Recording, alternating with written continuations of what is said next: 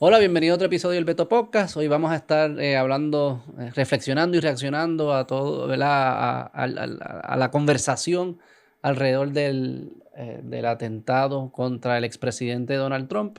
No voy a entrar en los temas especialmente políticos. Ya para ese análisis, por favor, escuche a mi compañero Carlos Mercader, que está haciendo buen contenido sobre ese tema. Y esa es más su esquina, ¿verdad? La parte política. Yo quiero tocar un poco de cómo los medios han venido creando una percepción de Donald Trump, y cómo hay una inconsistencia, lo que uno, ¿verdad? Lo que uno, en las reacciones que uno ve ¿verdad? De los medios y de algunas personas, ¿verdad? Algunos políticos ante el atentado y como que yo creo que nos da luz del contexto mediático de información en el que nos encontramos y quisiera pues, profundizar por ahí, porque creo que es un componente importante que nos ayuda a entender en dónde estamos parados, cómo llegamos a dónde estamos, y que no es solo política, no es solo los candidatos y las políticas que ellos proponen y las cosas que ellos hablan, sino cómo se habla de todo eso. ¿Qué nos presenta? Al final ese es el lente con el que nosotros interpretamos la política, es el lente que se construye y se distribuye no solo por los mismos políticos, sino pues por todo el andamiaje mediático. Eso que vamos por ahí. También antes que aclarar, como que voy a estar haciendo un argumento fuerte de que los medios jugaron un papel para crear este ambiente. Eso no le quita la responsabilidad a la única persona responsable del acto del atentado, que son las personas, ¿verdad? Que pulled the trigger, dispararon o colaboraron de alguna manera, ¿no? La responsabilidad es del individuo que llevó el acto, pero ese acto no pasa en un vacío, pasa en un contexto y eso hay que entenderlo también. Quería comenzar aquí, fui buscando este, algunos videos de, ¿verdad? Hay muchísimos, de cómo se hablaba del presidente del expresidente Donald Trump y ahora candidato a la presidencia. Y vamos a ver aquí qué sale aquí. Esto es el congresista Dan Goldman en el 2023. His rhetoric is really getting dangerous, more and more dangerous. And we saw what happened on January 6th when he uses inflammatory rhetoric now. And his recent Truth Social post is incredibly scary for anyone that might be trying to work in government. And it is just unquestionable at this point that man cannot see public office again. He is not only unfit, he is destructive to our democracy, and he has to be eliminated. But his rhetoric. Okay, he has to be eliminated. Aquí tenemos el Washington Post. Yes. ¿Cuándo salió esta? Esto fue diciembre 20 del 2023, hace unos meses. Yes, it's okay to compare Trump to Hitler. ¿Qué pasó ahí? Yes, it's okay to compare Trump to Hitler. Don't let me stop you. Entonces pone aquí en la portada, mira. Adolf Hitler y Donald Trump. ¿Ok? Ya te van diciendo. Y esto, ¿verdad? Estoy buscando algunos. Debe haber muchísimos de estos. The New Republic, otro magazine. American Fascism. La portada. Donald Trump con el bigote de Adolf Hitler. Y que dice aquí, today the New Republic think we can spend this election year in two ways. We can spend it debating whether Trump meets the 9 or 17 points that define fascism, or we can spend it saying he's damn close enough, we better fight. O sea que es un fascista. Hagamos el Hillary Clinton en The View. No sé cuándo fue esto, vamos a ver. What, in your view, would happen if he were to be reelected? Oh, I can't even think that, because I think it would be the end of our country as we know it. You know, when I was Secretary of State, I used to talk about one and done. And what I meant by that is that people would get legitimately elected, and then they would try to do away with elections and do away with opposition and do away with a free press.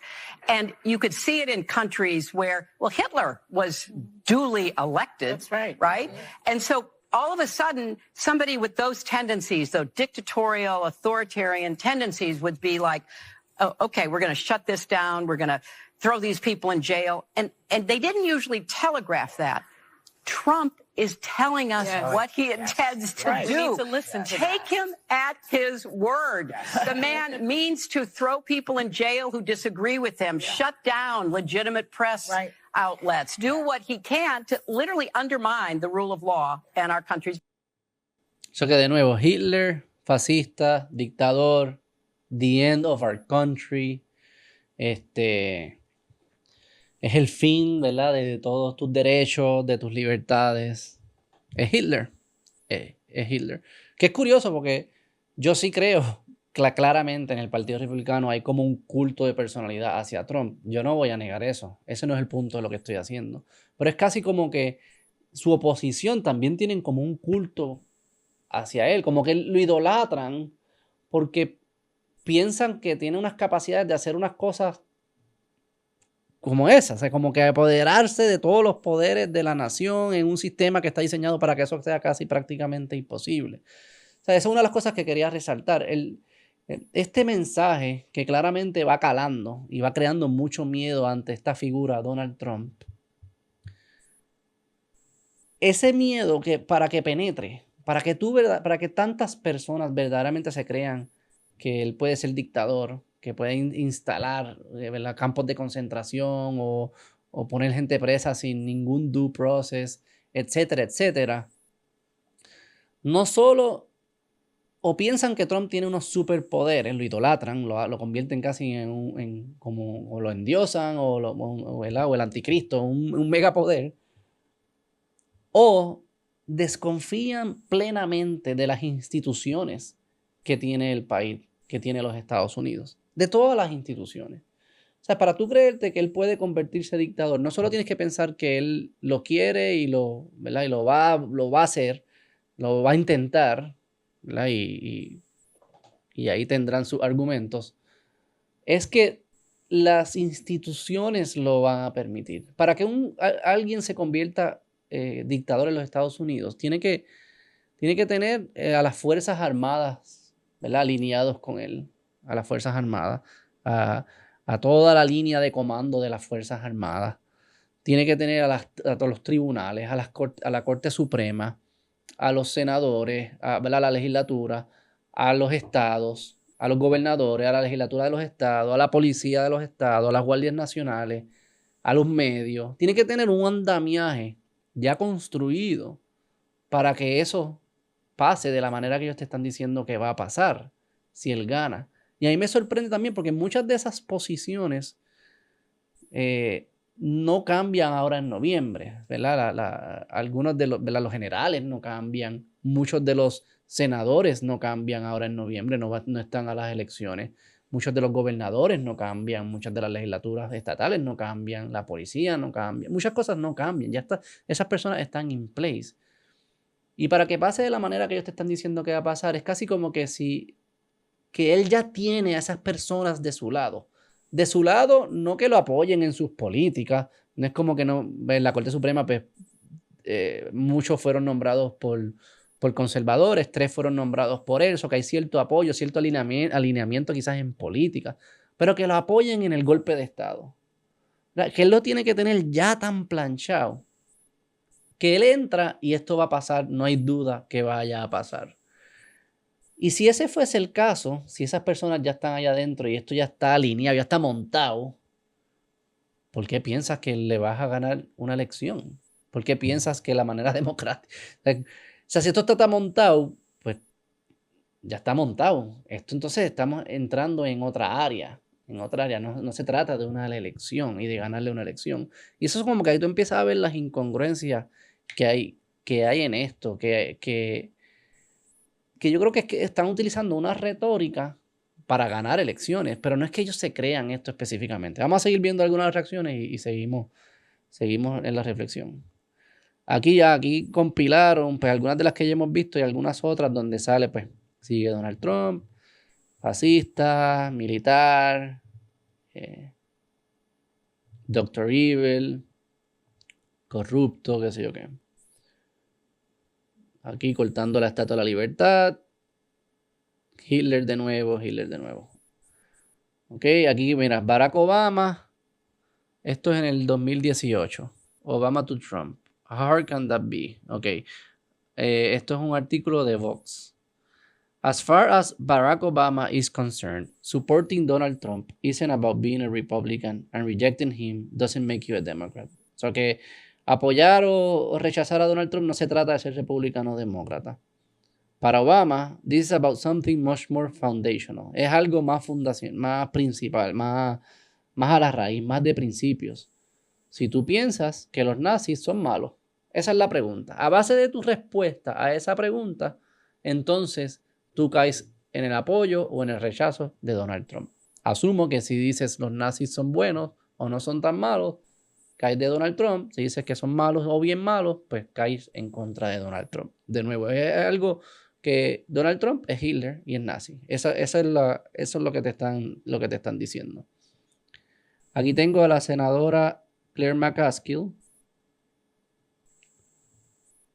que es demócrata de Missouri. A lot of people have tried to draw similarities between Mussolini and Hitler and the use of the terminology like vermin and the drive that those men had towards autocracy and dictatorship. The difference, though, I think makes Donald Trump even more dangerous, and that is he has no philosophy he believes in. He is not trying to expand. So que ella dice, no es que sea Hitler o Mussolini, es que es más peligroso que Hitler y Mussolini. Porque, pues, por lo menos Hitler y Mussolini tenían unos principios, estaban buscando algo. Trump, no. Trump, imagino que iba a decir que vamos a verlo, su filosofía es... And the boundaries of the United States of America. He's not trying to overcome a neighboring country like Putin is in Ukraine. He is not going for some grandiose scheme of international dominance. All he wants is to look in the mirror and see a guy who's president. All he cares about is selfish self-promotion. That's the only philosophy he has, which makes him even more dangerous because he has actually said out loud that it would be okay to terminate the Constitution to keep him in power. He said this. He actually said those. Ok. So que es más peligroso porque no tiene principios. Su único principio es él y su poder. No tiene un plan de imperialismo como quizás tenía Hitler o Mussolini. No conozco tanto el detalle de los dictadores. Pero pues Trump es peor que todos ellos porque no tiene principios. Biden, esto es en Axios, mayo 21 del 2024. Biden blasts Trump, Unified Reich video, that's Hitler's language. De nuevo, Hitler. Entonces, de la campaña de Biden y Harris, esto fue en diciembre del 2023, una imagen de Trump con Hitler por ciertas frases que parece que hay lenguaje similar, Trump con Hitler. Alexandria Ocasio-Cortez, CNN, ¿qué es lo que dice aquí? Comparando los centros de detenciones de los migrantes con campos de concentración. De nuevo, imagen de los nazis, Hitler. Aquí hay como que otros ejemplos, estos del New York Post, de otras personas que lo han llamado Hitler. Nada, el punto es que es Hitler, nazi, fascismo, a veces Mussolini. El fin de la democracia, el fin del país, el fin de los derechos. Hitler. Entonces sucede el atentado el fin de semana pasado y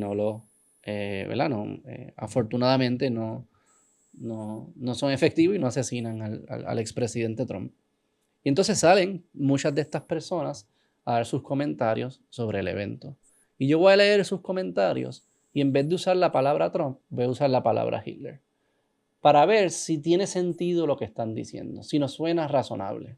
Si hay una consistencia en lo que te decían de él, la retórica que utilizaban, no en contra de sus políticas, no en contra de su visión de derechos, ni sus relaciones con los otros países, que pueden haber muchísimas críticas válidas. Ese es el juego político. No. Que Trump era Hitler. Parece ser como el principal mensaje. Trump es lo mismo que Hitler. Pues leamos entonces los comentarios luego del intento de asesinato. Claire McCaskill, la senadora que vimos, lo acabamos de ver. Political violence is pure evil. I'm glad the former president is okay. I'm glad Adolf Hitler is okay. and grateful for those that work every day to protect us from senseless violence. Violencia política es pura maldad. Y estoy contenta, agradecida, que Hitler está bien. Y agradecida por todos aquellos que trabajan para protegernos día a día de violencia sin sentido. Barack Obama, there is absolutely no place for political violence in our democracy. Although we don't yet know exactly what happened, we should all be relieved that former Chancellor Adolf Hitler wasn't seriously hurt and used this moment to recommit ourselves to civility and respect in our politics. Michelle and I are wishing Hitler a quick recovery. Normal, se escucha normal, ¿verdad? Estos son otros world leaders, vamos a ver aquí. Bill Clinton. Violence has no place in America, especially in our political process. Hillary and I are thankful that Adolf Hitler is safe, heartbroken for all those affected by the attack at today's rally in Pennsylvania, and grateful for the swift action of the U.S. Secret Service. Alexandra Ocasio-Cortez. There is no place for political violence, including the horrific incident we just witnessed in Pennsylvania. No hay espacio para violencia política, incluyendo el incidente horrible que acabamos de presenciar en Pensilvania. It is absolutely unacceptable and must be denounced in the strongest terms. No es aceptable y se tiene que denunciar en los términos más fuertes. My heart goes out to all the victims, and I wish Adolf Hitler a speedy recovery. My heart goes out to all victims, and I wish Adolf Hitler a speedy recovery. Mi corazón va hacia todas las víctimas y le deseo a Adolf Hitler una recuperación pronta. Claramente, no es consistente, no es congruente, porque nadie piensa que ese fuese el deseo que uno le tuviese para alguien como Adolf Hitler. De hecho, si tú tienes un podcast o si te gusta filosofar y te gusta tener debates de estos que te ponen a hacer experimentos mentales, un experimento mental bien común en personas como yo y anormales que nos tomamos café y estamos desayunando, en estas son las cosas que pensamos, te preguntan, ¿qué tú harías si te encuentras a Baby Hitler? Y sabes que ese Baby Hitler va a ser lo que hizo Hitler. Y es un debate de si lo matas ahí o lo arrestas o qué haces con Baby Hitler. La pregunta se presta para buenas conversaciones porque sabemos que todos quisiéramos que no estuviese vivo Hitler, que no hubiese pasado lo que pasó, que no hubiese hecho lo que hizo. Y nadie hubiese estado triste ni preocupado si asesinaban a Adolf Hitler. Claramente ellos no se creen esto. Están usando una táctica para provocarte miedo, para ganar las elecciones. No estoy diciendo que son los únicos que lo hacen, pero lo hicieron a un nivel, a una escala increíble, todos los días, en todas las estaciones mediáticas, por los políticos, por los periodistas, por los activistas, por los artistas, construyendo en nuestras mentes que Donald Trump era lo mismo que Hitler. Y eso tiene consecuencias. Tiene consecuencias de violencia política. No estoy diciendo que este caso en específico, porque siempre habrá locos y sabrá Dios las motivaciones por cómo actuó y qué, ¿verdad?, que provocó a este individuo a actuar de la manera que actuó. Pero claramente la tensión está bien alta. Y esto no ayuda. Estar diciendo que alguien es Hitler, y después ser inconsistente, para colmo, no ayuda. Y lo que yo quisiera que reflexionemos es,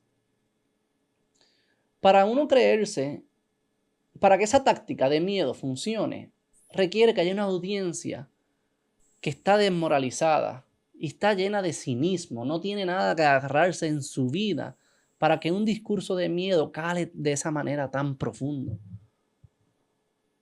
Como mencioné, hay que ser bastante ingenuo o desconocer absolutamente cómo funcionan las instituciones en los Estados Unidos, o ser tan cínico,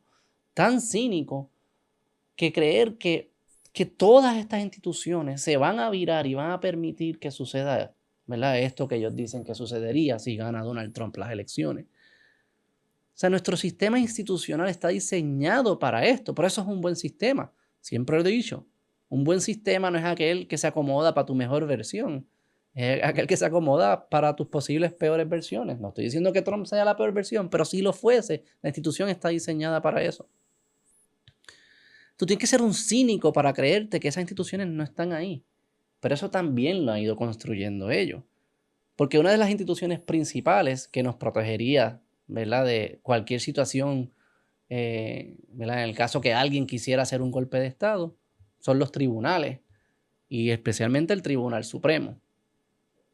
Entonces, ¿qué te están diciendo todo el tiempo? Que el Tribunal Supremo es un tribunal extremista, que te quiere quitar todos los derechos, ¿verdad? Que es rogue, que es radical, que es todas estas cosas, todo este lenguaje. Pero lo que no te dicen, y aquí tenemos, ¿verdad?,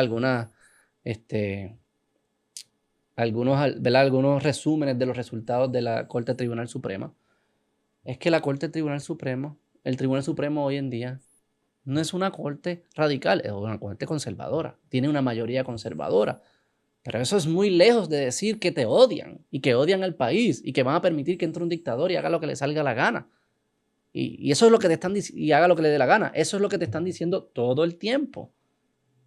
Pero no te dicen que, por ejemplo, en el 2023, digamos, aquí un artículo del New York Times, The Major Supreme Court Decisions in 2023. Cuando digo que no te lo dicen es que estas no se amplifican. Ahí también juega el juego de las redes sociales. Que estas noticias no son las que se están amplificando. El algoritmo no está amplificando estas noticias. Los que hablan en televisión, los que hacen podcast, no necesariamente están hablando de estas noticias. Las decisiones principales de la Corte Suprema en el 2023. Acción afirmativa, que eso es lo de si puedes considerar la raza al momento de escoger a alguien en las universidades. La decisión fue 6-3 de los conservadores. ¿Ok? Student loans, 6-3. Lo de los préstamos estudiantiles, 6-3. Religion Free Speech, 6-3. O sea que sí, ha sido una corte que en estos tres casos consistentemente conservadora. Pero ahora mira de esto. State Legislatures and Federal Elections. 6-3. 3 liberales con 3 conservadores. Race and Voting Maps. Mapas de raza y de votación. 5-4. 2 conservadores con 3 liberales. Y estos son los casos más conservadores. Hay un montón de otros casos que ni siquiera los ponen aquí porque me imagino que son unánimes, no son ni tan controversiales. Tribal Rights. 7-2. Los 3 liberales con 4 conservadores. Religious Employees. 9-0. Todos votando unánimemente por lo mismo. Environmental Protection. 5-4. 5 de los 6 conservadores, no todos los conservadores, votaron por lo mismo. Animal Cruelty and Interstate Commerce, 5-4. 2 liberales, 3 conservadores. Fair Use and Copyright Works, 7-2. 5 conservadores, 2 liberales. Scope of Tech Platforms Liability Shield, ¿verdad? El tema de protección a las plataformas tecnológicas, 9-0, todos juntos. Tech Platforms and Terrorism, 9-0, todos juntos. Eso fue el año pasado. Vamos a ver este año, el 2024. Inmunidad para los presidentes, la famosa inmunidad presidencial, 6-3. Y vamos a entrar en eso ahora de qué es lo que significa. Porque también lo demonizan y te hacen creer. ¿Por qué traigo todo esto? Porque demonizan estas instituciones. Y eso es bien peligroso. Cuando tú no confías en instituciones, tú creaste un vacuum. Y ese vacuum se llena con miedo. Y entonces ya es una retórica personalista. Que me cae bien, no me cae bien, porque ya no confío en más nada. Ese es el peligro, y la prensa lo estaba haciendo también, de decir que estas instituciones están capturadas, siempre capturadas, y únicamente deciden porque, ¿verdad? Deciden para un lado. Esto es como que es binario. Estos son para allá y estos son para acá. Y la evidencia del 2023 no es el caso. Vamos a ver la del 2024, ya vimos la de inmunidad, voy a entrar en eso ahora. Social Media Platforms y derechos de la primera enmienda. Redes sociales y derechos de la primera enmienda, 9-0. Todos igual. Obstruction Charges de enero 6. Caso bien controversial, lo del enero 6, asociado a Trump, 6-3. Una jueza liberal y 5 jueces conservadores y una jueza conservadora que votó en contra. Power of the Federal Agencies, 6-3. Entiendo que es el caso de Chevron, también vamos a entrar ahora en eso. Restriction of the Homeless, 6-3. Los conservadores es contra los liberales. Y el emergency, y algo aquí de, no sé qué salió ahí, no salían los resultados. El settlement de los opioides, la demanda, creo que esto es a Purdue Pharma, no sé si sale aquí, a la compañía, a la farmacéutica que creo que manufacturaba los opioides, 5-4. 4 conservadores, una liberal. Cross State Air Pollution, 5-4. 5 conservadores, pero una de las conservadoras no votó a favor. Administrative Course, 6-3 de los conservadores. Disinformation in Social Media, 6-3. 3 liberales, 3 conservadores, 3 conservadoras que estuvieron en contra de la mayoría. Second Amendment Rights of Domestic Abusers, 8-1. Todos los liberales, 5 de los conservadores. Bump Stocks for Guns, de las pistolas, 6-3 los conservadores. Abortion Pills, 9-0. Todos votaron que fuese legal las pastillas de aborto. NRA y la primera enmienda, 9-0. Todos votaron lo mismo. Racial Gerrymandering, 6-3 los conservadores. Agency Funding, 7-2. 3 liberales, 4 conservadores. 2 conservadores que no estuvieron a favor. Trump's Ballot Eligibility, que Trump salga en la papeleta, 9-0. Como pueden ver, es una corte, y estos son los casos más controversiales, acuérdense. Claramente, sí es una Corte Suprema conservadora, tiene una mayoría conservadora, y se va a ver en algunos casos. Pero decir que es una institución capturada, que votan, ¿verdad?, siempre por partido, yo creo que es, de nuevo, creando el vacuum. Están usando tácticas de comunicaciones para crear un vacío, para ellos insertarse. Pero insertarte en un lugar que hay un vacío, y cuando hay un vacío, se inserta todo. Se inserta cualquiera. Gana el más personalista, etcétera, etcétera. Y yo creo que eso es lo que estamos viendo en todos lados. Pero es porque se destruyeron las instituciones. Y esto hay que achacárselo a ambos lados. Pero la prensa está jugando un papel crucial que te sigue empujando estas narrativas de que todas las instituciones están capturadas. Te doy otro ejemplo que a mí me parece fascinante. A ver si lo tengo por aquí, lo estaba buscando ahorita. En el 2019 se hizo una encuesta. De cuánto los ciudadanos en los Estados Unidos, cuántos hombres negros sin armas ellos creían que los policías mataban al año o habían matado ese año. ¿Ok? Esa fue la pregunta. Las alternativas eran que le decía, pues, como 10 hombres, como 100 hombres, como 1000 hombres, como 10,000 hombres o más de 10,000. Y luego las respuestas las agruparon dependiendo qué tipo, ¿verdad?, cómo tú te afiliabas políticamente, cuál era tu perspectiva política, si eras bien liberal, si eras bien conservador, o más o menos conservador, más o menos liberal, o de centro, moderado. ¿Ok? Entonces ellos contestaron. De nuevo la pregunta, ¿cuántos hombres negros sin armas, o sea, unarmed, que no tenían para protegerse, que quizás no era una amenaza, eso es lo que están tratando de buscar, no era una amenaza, no era el policía en defensa propia, sino que hombres negros sin armas fueron matados por la policía en el 2019.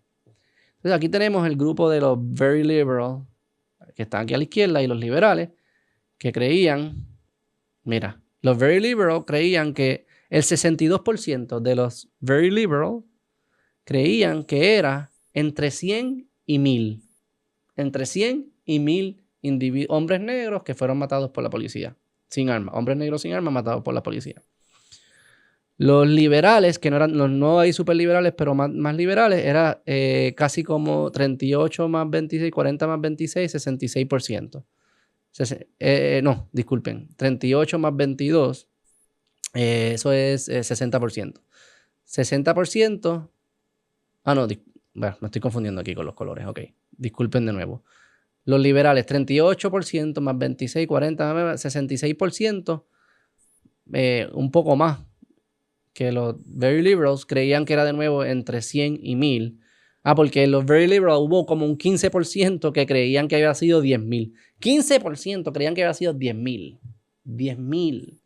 10,000 hombres negros sin armas que han sido matados por la policía en ese año. Eso, uno no llega a esas conclusiones así porque sí. Uno llega a esas ideas y a esas opiniones porque te las están vendiendo. De alguna manera te las están impulsando, empujando. Las redes sociales, la prensa, los amigos, etcétera, etcétera, ¿verdad?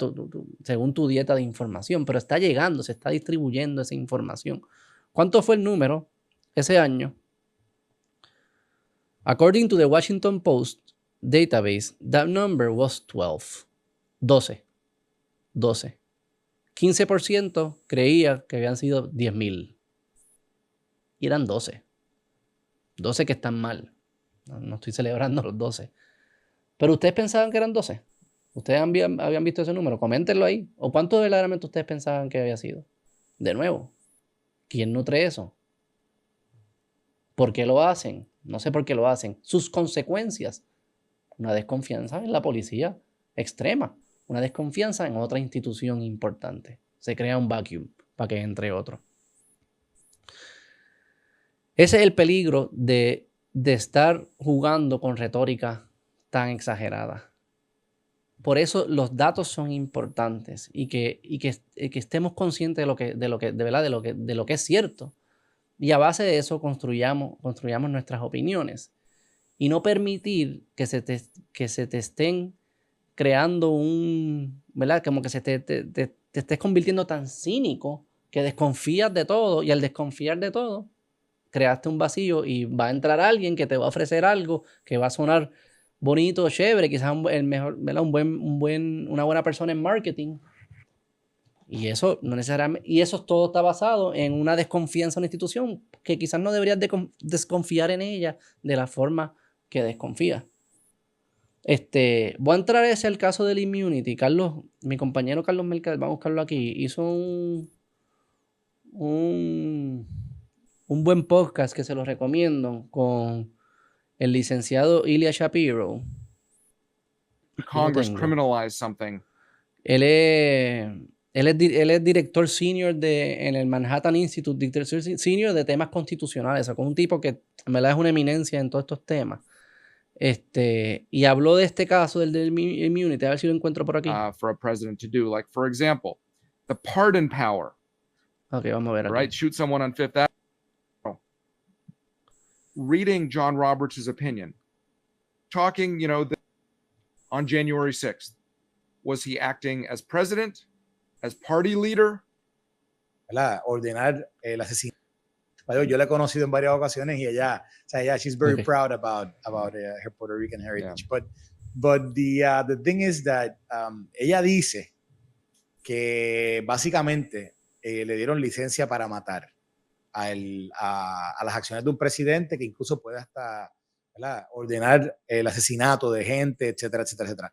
Realmente, ¿qué es lo que hay detrás de esa decisión y qué es cierto y qué no de lo que un presidente pudiese hacer bajo la inmunidad presidencial? Yeah. Bueno, Chief Justice Roberts escribió la opinión y dijo que estableció una estructura de 3 partes. Los actos following the powers in the Constitution given to the chief executive, given to the president. Apuntar embajadores, dirigir el ejército, tales cosas. Then there are things that are completely private, things that you do for in your personal capacity. And everyone agrees, even Trump's lawyers agrees that there are certain things that he is doing not in his presidential capacity. And then there's a middle area, the gray zone, and this is where the case continues in the lower courts, that are official acts, but aren't core presidential responsibilities. For example, giving a speech on January 6th. Was he acting as president, as party leader, as candidate for president? Things like this, courts will have to look at, lower courts will have to look at. Or talking to Mike Pence. Mike Pence on that day was acting not so much as part of the executive branch, como vicepresidente, but as president of the Senate, part of the legislative branch. And when the president is talking to the legislative branch, that might work differently. Or when he's talking, another prosecution against him in Georgia, or allegations against people in Arizona, when he was talking to state legislators. Well, that's not a core presidential responsibility. He has no authority over them. so probably not immune.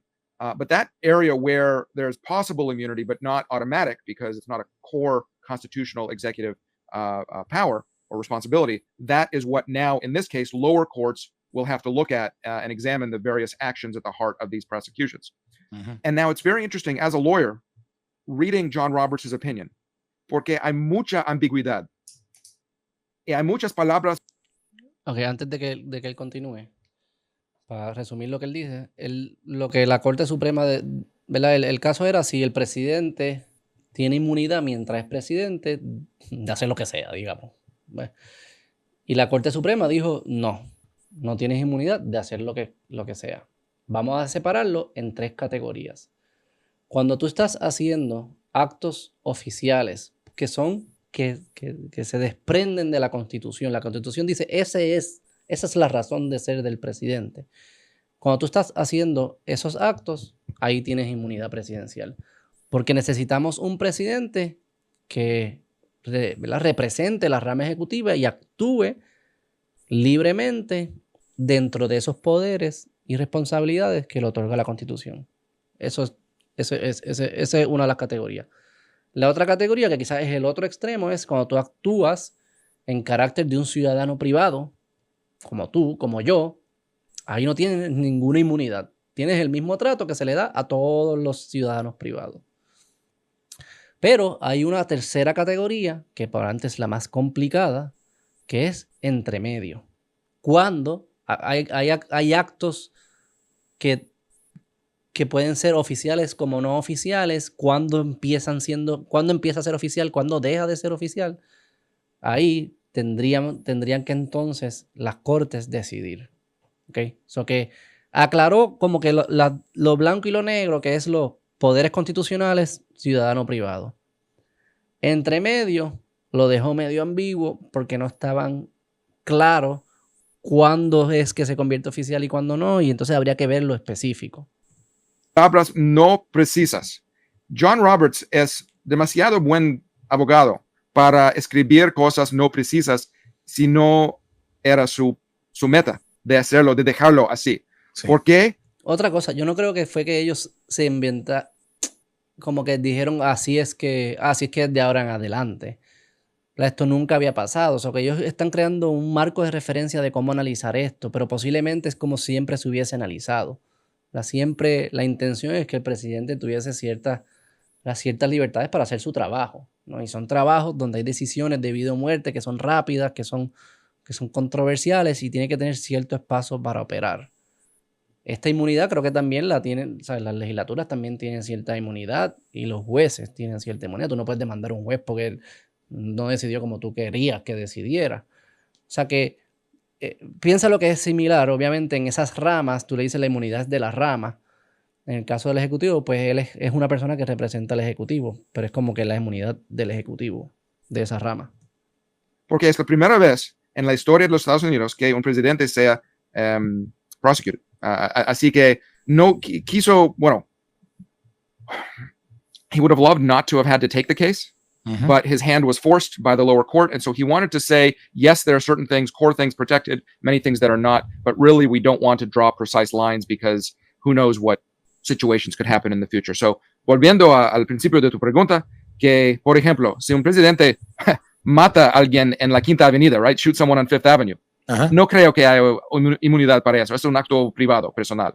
Pero mandar a un drone para matar a alguien como Obama hizo, por ejemplo, un ciudadano americano que lo mandó a matar en Yemen, creo. Eso tiene inmunidad por eso. Pero mandar a SEAL Team 6 a asesinar un oponente, como escribió Justice Sotomayor, no creo que es un escenario realista. Primero, porque SEAL Team 6 would not consider that to be a lawful order.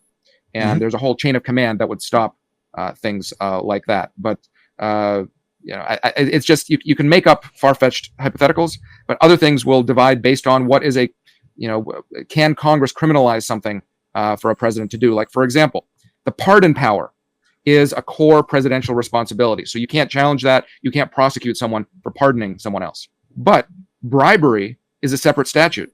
So can the president, this is part of the discussion, and I think there you have to separate these things, or lawyers can, the part of accepting money versus the part of doing the pardon. So you can be prosecuted for accepting money improperly, not for what, but just for it's a criminal motive, let's say, but not to change the pardon. If that's, it gets a little messy, but I think it's purposely messy that the Supreme Court left it this way.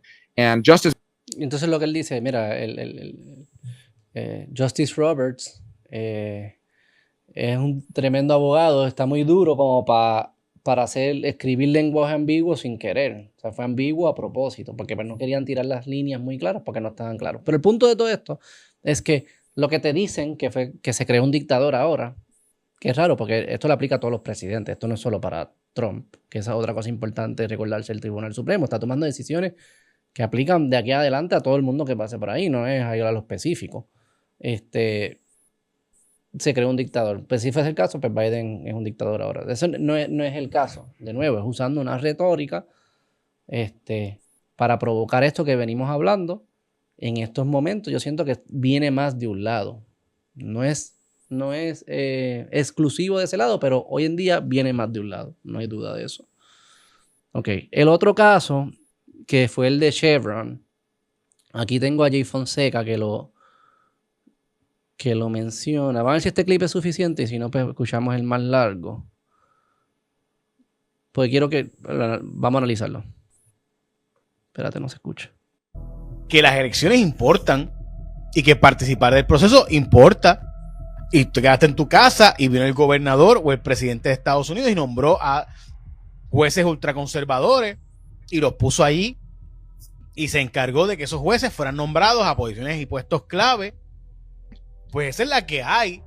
Y esos jueces, ¿cómo es que tú dices? Que son como bomberos que vienen a apagar apagando fuego. Pues porque es que vinieron a apagar fuego, ¿qué? O sea, ellos pero que no tardaron ni 2 años en atender todos estos casos. O sea, los han visto súper rápido. 2 o 3 años. Ya Biden está por el 3er, 4º año, pero han visto cosas de aborto, vieron en lo de Chevron, cosas contributivas, ese mismo de las leyes estatales. O sea, han visto un montón de casos de cosas que llevan años en controversia y mira, la política nueva de nosotros es esta y este es el policy de nosotros, que lo dijiste muy bien en la primera oración, Jay. Eso es lo importante de usted salir a votar el día de las elecciones. Si no sale a votar, pues, y otra vez, sin adjudicar si están bien o están mal, es una cuestión filosófica, si usted se siente más afín o menos afín con lo que están decidiendo esos jueces, pero sí, salir a votar importa. El proceso electoral tiene consecuencias. Si usted no participa, pues esa es la consecuencia. O si usted participa por dar un mero castigo, porque esa es otra. Mucha gente, yo voy a darle un castigo a porque quiero otro. Bueno, eso tiene consecuencias. Y el proceso democrático tiene cosas buenas y cosas malas. Una de ellas es esa. Y ahora los jueces del Supremo están resolviendo. Eso no le toca al gobierno federal, le toca a los estados. Allá ustedes como quieran hacerlo. Y le va a tocar a Puerto Rico, a nuestros políticos de Puerto Rico y a nuestro pueblo puertorriqueño participar y elegir correctamente. O de lo contrario, pagaremos las consecuencias de que el gobierno federal no va a hacerlo ahora porque le toca al gobierno de Puerto Rico. Las leyes estatales le tocan a Puerto Rico. Si un caso de corrupción no hay una ley federal, le toca a Puerto Rico, no le toca al gobierno federal. Si un caso de ambiental le toca, no puede hacer el gobierno federal, porque es que es así. El monopolio en Puerto Rico le toca al Departamento de Justicia de Puerto Rico. No puede esperar por el FTC federal de los Estados Unidos o puede esperar por las agencias federales a que vengan ellos allá a resolverlo. Y esa es la nueva realidad. Y este Tribunal Supremo se encargó de establecerlo. El Tribunal Supremo, la Corte Suprema de los Estados Unidos resolvió así. Y esas son las consecuencias. Y si usted no quiere entenderlo, pues tiene que usted entender que hay que participar localmente, escoger gobiernos que sean eficientes, no que sean políticamente motivados o que sean incapaces, porque las consecuencias son que ahora no viene papá Mr. Joe Biden a resolverte o Mr. Uncle Sam a resolver. Te va a tocar a ti. Y eso es la decisión del Tribunal Supremo de Estados Unidos en los casos de Chevron más recientes y todos los otros casos, y la progenie, todos esos casos recientes. Lo que está resolviendo es, le toca al gobierno estatal, no le toca al gobierno federal. Y eso implica que tú tienes que escoger correctamente tu gobernador estatal. Y la legislatura que tú escojas es la que tiene que legislar correctamente, porque las agencias federales no van a llenar el vacío de legislación mal hecha. Y eso pues significa que el proceso político tiene que la gente actuar con astucia, sabiduría y con fiscalización real, no con que tú votas por alguien y te escondiste por 3 años a ver qué pasa, porque eso no funciona. Esa es la práctica, esa es la que hay. Ok. Qué curioso. O sea, que Donald Trump es una amenaza para la democracia porque nombra jueces ultraderechistas y conservadores que odian la democracia y tomaron una decisión monumental, grande, importante, como Chevron, que aumenta la democracia. Eso es lo que le está diciendo, que dice que la democracia ahora importa y antes no importaba. ¿Por qué? Porque eran las agencias, no las personas por las que tú votas, eran las agencias, los tecnócratas, los burócratas, los administradores, quizás los peritos, dentro de las agencias, que decidían sin importar por quién tuviese votado. Pues eso es antidemocrático. No puedes decir por un lado que esto es malo porque es una amenaza para la democracia y en la misma oración decir que esta decisión del Tribunal Supremo, nombrado por esa amenaza para la democracia, aumenta la democracia. Aumenta el poder de los estados, nosotros, y le quita el poder de las agencias de la rama ejecutiva de la que estaría Trump. O sea que Trump, el dictador que hizo la Corte Suprema, está en la rama ejecutiva a la que la misma Corte Suprema le acaba de quitar poderes para devolvérselos a donde la Constitución decía que residían, que eran en la legislatura, que son los que hacen las leyes, o en los jueces, que son los que deciden controversias, en la rama judicial, que son los que deciden y resuelven controversias. Porque ¿qué es lo que decía Chevron? En caso que había leyes ambiguas, mal escritas, genéricas, quien decidía esa ambigüedad, quien resolvía la ambigüedad, eran las agencias de la rama ejecutiva, la EPA, el Departamento de Educación, de Comercio, etcétera, etcétera. Ahora la Corte Suprema dice, no, es que ese poder no reside en las agencias no están para resolver ambigüedades, las agencias están para implementar leyes. Si la ley es ambigua y hay una demanda, pues quien va a determinar dónde pica la bola de esa ambigüedad va a ser la rama judicial. Si queremos evitar esas situaciones, los legisladores tienen que hacer leyes más precisas, no tan ambiguas, no dejar tanto espacio para interpretación. ¿Por qué eso es importante? Porque la ambigüedad entonces la van a resolver personas que rinden cuentas al electorado, como los legisladores. Antes eran administradores que tú ni sabes que existían. Es lo que le llamaban el Deep State o el Administrative State, el Estado permanente, lo puedes llamar como quieras. Ese Estado administrativo que tomaba las decisiones, tú no sabes quiénes son, no responden a ti, no hacen campaña. Y se le quitó ese poder. Eso me parece a mí que amplifica la democracia. Te guste o no, los resultados sean buenos o no, pues ya veremos. Yo estoy de acuerdo con Jay, que los legisladores ahora tienen que hacer su trabajo mejor. Y eso puede ser peligroso en el corto plazo. Pero no me puedes decir que es menos democrático. O sea, que la amenaza del tipo es que es antidemocrático, pero una de las cosas que pasa es que le dan más poder a la democracia y le reducen el poder a la rama ejecutiva.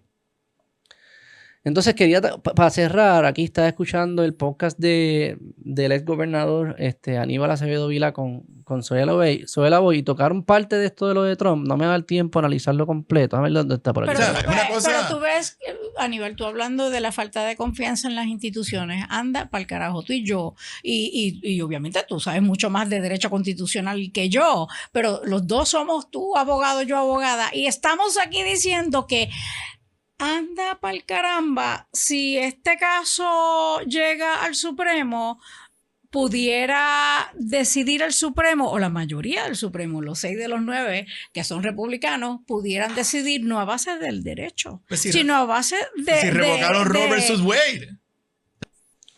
Roe versus Wade. Revocaron Roe versus Wade. ¿Por qué revocaron Roe versus Wade? Porque entendían que eso no era un derecho constitucional. No están revocando, hay estados donde el aborto es legal y no están revocando ese derecho. Vimos que el de la pastilla de aborto no lo revocaron. Decían, mira, esto no es un derecho constitucional. Esto no nos toca a nosotros resolverlo. Porque si queremos vivir en un país diverso, donde hay muchas opiniones y muchas definiciones de qué es bueno y qué es malo, tenemos que dejar de forzar desde el centro esas controversias, esas decisiones.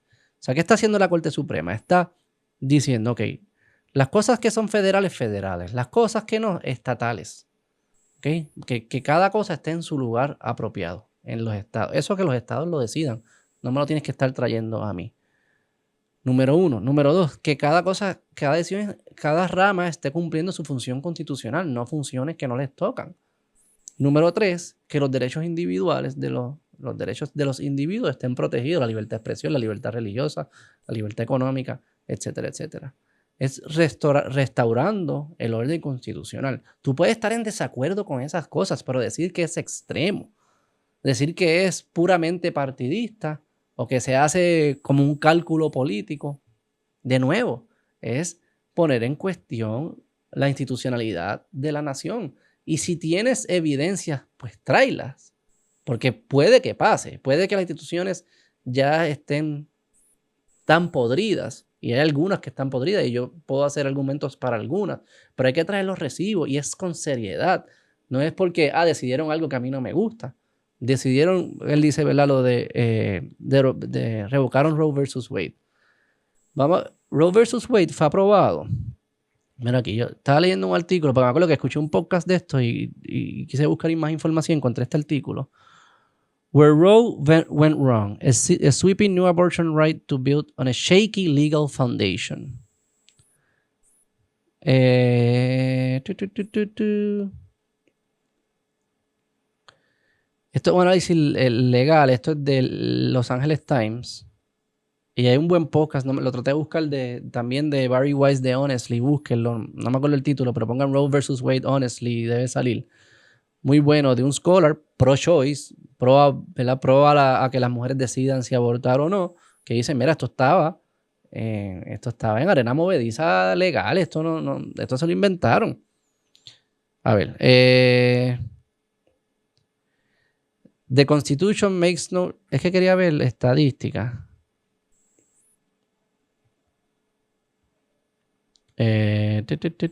Ok. Okay, so the Constitution makes no reference to abortion and no such right is implicitly protected by any constitutional provision. Eso lo dice el Justice Alito ahora en tiempo en la revocación.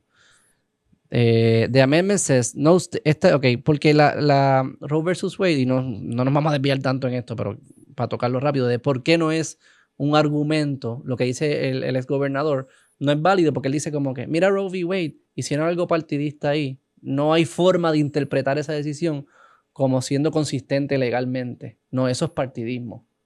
Pues vamos a ver si es cierto. Entonces, para eso tú tienes que entender bajo qué teoría legal estaba aguantado Roe v. Wade. Estaba atado a la 14 enmienda. Y la 14 enmienda dice, no state shall deprive any person of life, liberty or property without due process of law. Esa es la 14 enmienda. Y a base de eso, crean una teoría legal de que eso te da el derecho a abortar. While the Constitution does not explicitly mention any right of privacy, he wrote, its protection from personal liberty and privacy. O sea que la protección de la libertad tiene como implícito un derecho a la privacidad. Y de la privacidad, un derecho al aborto. It's broad enough to encompass a woman's decision whether or not to terminate her pregnancy. Okay, conservatives regularly cite Roe as an example of liberals finding new constitutional rights in provisions or language never intended for such purposes. O sea que los conservadores dicen, mira, en ese caso se le fue la mano porque brincaste de una cosa a otra y de esa cosa al derecho al aborto y estás inventándote derechos que no están en la Constitución. No es que no deberían estar, no es que odio que estén, no, es que no estaban, no desprende de la Constitución, no desprende ese derecho. When the 14th Amendment, la 14 enmienda, fue adoptada en 1868, el aborto era ilegal en 3/4 partes, en 75% de los estados. O sea que cuando se hizo la 14 enmienda, 75% de los estados, el aborto era ilegal. En el 1973, cuando la Corte decide que el aborto es un derecho fundamental, personal, 46 de los estados prohibían el aborto. 46 de 50, 92% de los estados, de 75 no. O sea que todavía era algo contencioso y lo sigue siendo hoy en día, un debate contencioso en la sociedad. Yo creo que la Corte dice, yo no voy a decidir esto y menos, primero yo no debo estar decidiendo cosas así de contenciosas a menos que sean derechos constitucionales. Pero si no es un derecho constitucional y es contencioso, pues no me toca a mí tomar esa decisión. Se la devuelvo a los estados. Y yo creo que eso es importante. Porque tenemos que dejar de estar utilizando a Washington y el centro y la fuerza del poder federal y este gobierno que sigue creciendo para imponerle cómo vivir la vida a todas las personas, especialmente en un país de 300 y pico millones donde hay tanta diversidad. Estas decisiones del Tribunal Supremo que crean como que este federalismo donde pues, los estados, ¿verdad? Siempre y cuando respeten los derechos constitucionales, todo lo demás, pues los estados crearán cómo será la vida en esos lugares y los estados, algunos serán bien distintos y dentro de esos estados, algunas ciudades bien distintas. Y eso es lo que queremos crear. Si pretendemos que del centro yo voy a forzar a alguien de izquierda que viva como alguien de derecha o alguien conservador que viva como un liberal o un progresista, si pretendemos que utilizando al Estado y la fuerza de los tribunales para lograr eso es la forma correcta, estás provocando la tensión. Lo mejor es calmar las aguas, dejar algo más que cada cual por sus esquinas dentro de respetando unos derechos individuales. Y creo que podemos volver a encontrar el camino de colaborar, ser recíproco, etcétera, sin estar en este encontronazo todo el tiempo. Y creo que la Corte Suprema está intentando eso. Y eso para mí, yo lo celebro, no es algo negativo. Y es algo, no es extremo. Extremo fue esto. Roe v. Wade fue radical, ¿verdad? De cuando había tanta contención, tantos estados que tenían sus leyes. Tú revocaste leyes estatales, democráticas, te le fuiste por encima por un derecho constitucional que te lo inventaste. Vamos a seguir aquí. Podrían decir que esos casos anteriores están equivocados. Por eso, pero lo que estoy diciendo es que o sea, en el Supremo de Estados Unidos, que es el tribunal de mayor jerarquía, que es donde la gente debería sentirse completamente confiada de que ahí sí se va a hacer justicia. Estamos tú y yo diciendo, anda para el carajo, lo más seguro no lo hagan a base del derecho, sino que lo hagan a base de que quieren favorecer a quien los nombró a Donald Trump. ¿Tú sabes? De nuevo, Donald Trump en la inmunidad presidencial pidió inmunidad para todo. Para todo, para hacer lo que sea. Y la Corte le dijo, no, hay cosas que no. Hay cosas que no tienen nada que ver con tu trabajo como presidente. Y esas cosas no, eres un ciudadano igual que cualquier Beto del Pelagato. O sea, y vimos los resultados. Vimos cómo la Corte se mueve, cómo algunos votan con otros y así se mueven. No es, de nuevo, este lenguaje es peligroso. Estás creando un vacío institucional. Anda para el carajo, si en Puerto Rico las instituciones están teniendo problemas de credibilidad. Oh my God. Allá está peor. Oh my God. Y han salido. Pero la pregunta si esa falta de credibilidad es producto de los actos de la institución o es producto de cómo se presentan los actos de la institución. Esa es la pregunta importante. Posiblemente hay instituciones que sí están corruptas y no son resolvibles. Ok, pero asegurémonos que es por los actos de la institución, no por cómo nos presentan los actos de la institución. La Corte Suprema, por lo que yo he visto, no soy experto no soy un legal scholar, pero he conversado con muchos y con Ilia Shapiro y he escuchado mucho, he leído y he escuchado a otras personas. Hay un podcast que salió bien chévere de Cristian Sobrino la semana pasada. Déjame buscárselo para que lo escuchen porque hablaron específicamente de esto. La trinchera. Me gustó mucho este episodio. Ante una revolución jurídica con Miguel Rodríguez Ramos. Es tremendo episodio. Hablaron mucho de estos casos. No es una institución corrupta, que se corrompió, que votan en líneas partidistas, a veces consideran, bueno, pues son humanos, pensaría que lo hacen todo. Pero que es una cosa marcada, burda, así, no. Como para perderle la confianza a esta institución. Han salido encuestas recientes que no las voy a discutir porque no las tengo al frente, precisamente de la confianza del pueblo americano en sus instituciones. Nada, es una situación difícil y quizás eso nos lleva a lo que pasó. Definitivamente nos lleva tu comentario de que yo creo que la gente que está con Trump o lo que ha pasado los lleva a sentirse más valientes para seguirlo apoyando. Yo creo que ellos no necesitaban lo que pasó ayer. Ya perdida. No, fue el sábado a las 6 de la tarde. Ok, pues el sábado. Yo creo que eso no necesitaba que pasara para que los trumpistas sean fieles hasta el final, pero para que, ¿verdad? Repasando lo que ocurrió el sábado, él estaba en Pennsylvania, que, by the way, es uno de los estados más importantes. Voy a brincar porque no quiero. Se agacha, se esconde. No me interesa. ¿Cuál fue la motivación del muchachito? De hecho, quien, ¿verdad? El francotirador y el que hiere al presidente de Estados Unidos, al expresidente, voy a decir, de Estados Unidos, Donald Trump, es un muchachito de 20 años, americano. Grabando, no han podido explicar qué motivación, si él le escribió un texto a alguien. Pero por eso, yo creo que el Secret Service, si hubo un almacén, creo que era que esto como el que él utilizó, el AR-15, que es a 148, yo debo decir, un AR-15, ¿verdad? Y esta que es de donde más peligro, ¿verdad? Pudiera haber, las ocupa. Los presidente, que ha empezado a surgir videos, porque sabes que en esta época todo el mundo tiene una cámara, empezaron a surgir una persona que fallece, que era un bombero voluntario. Donald Trump insiste en que no se pueden prohibir, no se pueden poner Veremos a ver si esto ahora tiene. Cuando le dispararon, cuando le y si el Secret Service cumplió con lo que se suponía, etc. Pasó esto 3 veces, sí, incluyendo la de anoche. Yo sabía que había hablado en varias ocasiones desde el principio, dijo que iba a tratar de comunicarse con Donald Trump para... Cierto, Dios mío, podemos diferir con respeto sin que tú te conviertas en mi enemigo. Tenemos opiniones diferentes, yo respeto la tuya, tú respetas la mía, y eso no nos hace... Yo respeto la tuya y te digo Hitler y fascista y se acaba la nación si tú ganas. Y respeto a los jueces del Tribunal Supremo, pero es una institución corrupta. Que si deciden distinto a como yo pienso, no hay forma de que haya vaqueo legal. Es porque son malos y te odian. Y odian la democracia y odian tus derechos. Hay que decidirse. Pueden ser ambas. Pueden ser ambas.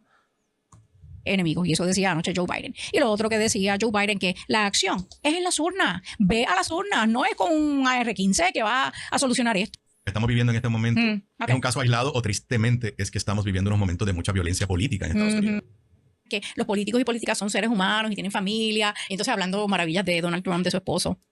O sea, Donald Trump, todo su discurso es un discurso de odio, es un discurso de ustedes versus nosotros, es de división todo el tiempo. ¿Cómo que? ¿Dónde está? Reflexiona también de tu lado. Reflexiona también de tu lado. ¿Quién hace políticas de identidad? Los demócratas, la izquierda. ¿Qué significan políticas de identidad? Que si políticas específicamente para las mujeres, o para los homosexuales, o para la comunidad LGBTQ, o para los afroamericanos, o para las minorías, qué sé yo. ¿Quiénes son los que están picando la sociedad todo el tiempo en grupos y en categorías? Que te dicen, tú eres latino y tú eres mujer, tú no eres Beto, tú no eres un individuo, tu carácter no importa, no, lo que importa es a qué grupo tú perteneces. Pero ese es un grupo. Estás dividiendo también. Esa es la política hoy en día. Están dividiendo constantemente. Un poco de autorreflexión. ¿Qué más divisivo decirle a alguien que tú no eres un individuo, tú eres negro? Tú eres, no, es que tú eres de los... Cuando tú solicitas a una universidad, no estás solicitando un individuo, o un hombre, o un joven, estás siendo un joven negro homosexual. ¿Qué más división que crear categorías y hacer política pública y hablar con términos que solo le aplican a algunos grupos? División. Y la realidad es que en los últimos años con esa retórica ha venido acompañada. Yo no estoy diciendo que es que él lo manda, pero hay unos locos que escuchan eso y se toman en unos incidentes violentos que han ocurrido. Y nada, yo creo que estamos viviendo el momento. ¿Sabes que hay una encuesta que salió antes de esto? Que un % alto de los americanos entiende que él tenía hacia las personas de raza negra. Y estaba en Washington. Okay. Creo que ahí empezaron a hablar de otros. Eso que dice de la raza negra no tiene que ver con Trump. Era de otros presidentes que creo que asesinaron. Estaban haciendo una lista de los presidentes. Ese es el número 37. Estoy buscando una parte de un clip que vi para entonces cerrar con eso. El presidente número 35, John F. Kennedy. Matan primero a JFK, el presidente, luego, ¿cómo era que se llamaba? De Matt. Hablar y hacer un llamado a la unidad. Y entonces, digo... ¿Qué estás enseñando aquí? ¿Qué imagen es esta? Donald Trump está diciendo los romanos. Entonces, lo que tú vas... Mira, y entonces en ese momento a JFK, el presidente, luego matan a su hermano. norteamericana principalmente porque se está dando las elecciones. Pero tú y yo éramos unos niños. Es la primera vez que yo percibo unas divisiones políticas tan marcadas en Estados Unidos que empiezan a rayar con la violencia. Y pues todavía no sabemos. Y la pregunta si esas diferencias, me parece, o sea, como que poniendo al lado los extremos que lo existen en los dos lados, hay tantas diferencias políticas, de política pública, entre los ciudadanos, como había para Kennedy, que si la guerra de Vietnam, que si los derechos civiles. No me queda claro, yo no creo que ese sea, no estamos peleando, no es una pelea de política pública, yo no creo que se deba hacer eso, yo no creo que se deba pelear esa guerra. Hay diferencias, no me malinterpreten, muchísimas diferencias, pero no a esa magnitud. Yo no creo que esto sea productos de diferencias de política pública. Me parece que son productos de diferencias o del andamiaje de información y lo que nos estamos creyendo y todo lo que venimos hablando en este episodio. Y maybe hay algo de hacia dónde va la nación, ¿verdad? Como si debemos parecernos más a Europa y valorar la igualdad un poco más, un gobierno más grande, más interventor, o volver a las raíces de la libertad. Y yo creo que ahí puede que haya ciertas diferencias, pero eso en política es la tensión constante que siempre hay, que siempre ha habido en la nación. No me parece que hoy en día son divisiones de política pública, más allá que divisiones como que de emocionales. De que no, yo me identifico con esto y yo con esto. Esta es mi tribu y esta es tu tribu, pero las tribus más o menos creen cosas similares. Hay cosas que no, de nuevo, hay diferencias grandes, pero esas es como que son como hasta los mismos grupos extremos en ambos lados. Yo creo que este sistema mediático y sistema de información está amplificando esto. A este punto que nos creemos que estamos súper divididos. Las motivaciones de ¿cómo era que se llamaba? Y algo que quisiera decir como que bien importante antes de seguir con esto. Todas estas elecciones se sienten, la política hoy en día se siente como omnipresente, está en todos lados. Es como que esta es la elección más importante de la vida, que si no, se acaba el mundo y tu vida pierde sentido y todos tus derechos y todo lo que tú amas va a desaparecer el día de la elección si no gana o si pierde whatever. Yo creo que, de nuevo, eso cala con la gente en un mundo donde se distribuye la información de la forma que se distribuye, ¿verdad? Y estos cortos que nos gusta lo negativo y lo peligroso y el apocalipsis. Está un mundo cínico donde no creemos en ninguna institución.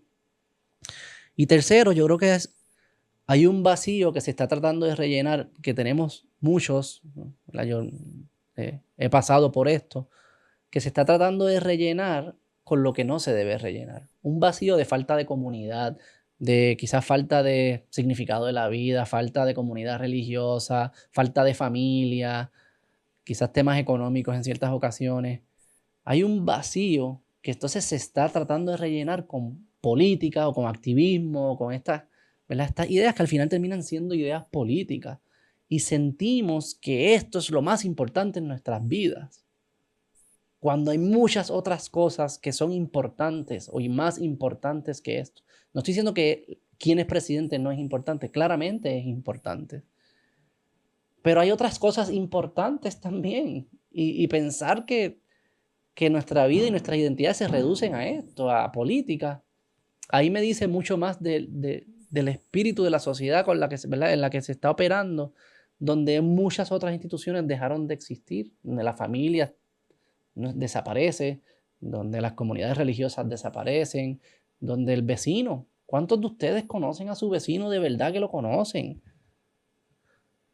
Yo creo que esas condiciones han provocado que la política sea de esta manera, no viceversa. Yo no creo que Trump o Biden y eso hizo que fuese así. Hay una referencia circular, pueden afectarlo, pero son fuerzas que yo creo que son mucho más grandes, que son las que teníamos que estar pensando, que son nuestro mejor antídoto de protección cuando hay cosas que no nos gustan en la política, que son las instituciones y las instituciones civiles, las instituciones públicas, las instituciones civiles. Esas que están entre medio de tú y el Estado, ¿verdad? Si tú remueves todo eso, la familia, la iglesia, las comunidades, pues ¿qué queda? Tú, el individuo, el átomo, Beto, y el gobierno, no hay nada entre medio.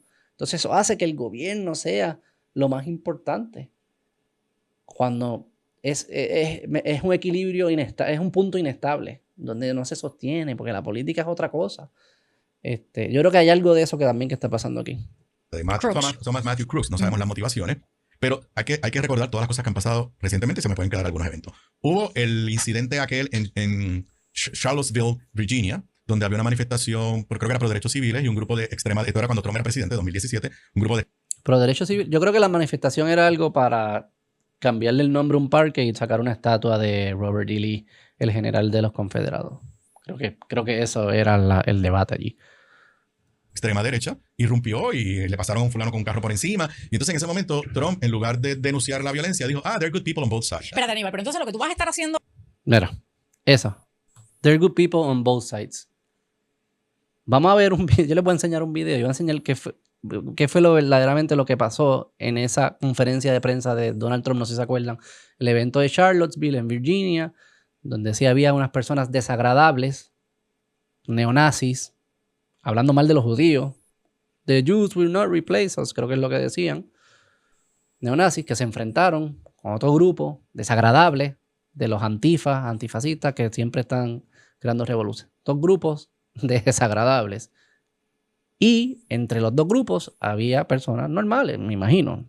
Y Trump dice, no personas normales dentro de los nazis y dentro de Antifa, pero dentro de la manifestación, dentro del ambiente. Entonces Trump hace una conferencia de prensa y la prensa coge una porción solamente. Y ya esto que está diciendo el exgobernador ha sido desmentido por la prensa normal. Esto no es ni conspiración ni nada. Pero se quedó marcado en su memoria y él pues lo asocia. Y a base de eso pues construye una percepción de los peligros de Donald Trump. Vamos a ver qué fue lo que... Aquí lo tengo, un video que explicaron qué fue lo que pasó ahí en eso.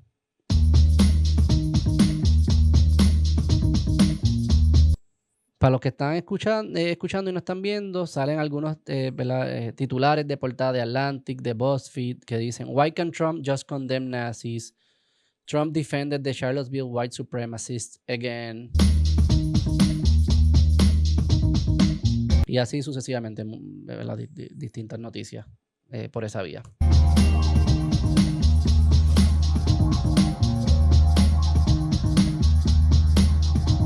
Everybody has heard the media accuse President Trump of creating a moral equivalency between neo-Nazis, white supremacists, and their counter-protesters after remarks he made during a press conference in 2017 following a tragic protest in Charlottesville. But did that really happen? Or is it just a glaring example of media spin? Here's the line that the media has cited for years. But you also had people that were very fine people on both sides. It certainly sounds bad when that's all. Así fue que se presentó, ¿verdad? On both sides. Hay gente buena, they're very fine people on both sides. En los nazis y en los antifa. Como que diciendo, mira, pues son nazis, pero pues hay dos o tres que no son tan malos. All you know about the president's remarks. But the press conference transcript tells a completely different story. The media never reports that the president immediately clarified his statement. And I'm not talking about the neo-Nazis and the white nationalists, because they should be condemned totally. Esa parte en el video, porque él dice hay bueno en both sides y después explica algo y después dice, y by the way, no estoy hablando de que hay, ¿verdad? Que en los neonazis y en los nacionalistas blancos hay gente buena. Ellos deben ser condemned, señalados como negativos totalmente, absolutamente. But you had many people in that group other than neo-Nazis and white nationalists.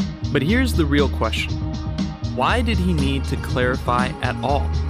President Trump said several times prior to the oft-reported statement that he condemned neo-Nazis, white supremacists, as well as the violent alt-left protesters. When he said that there were good people on both sides, he clearly meant those who were for the removal of the statue and those who were against it, not those like the neo-Nazis and alt-left who came to commit violence. It was actually the reporters who forced the narrative on the president's words.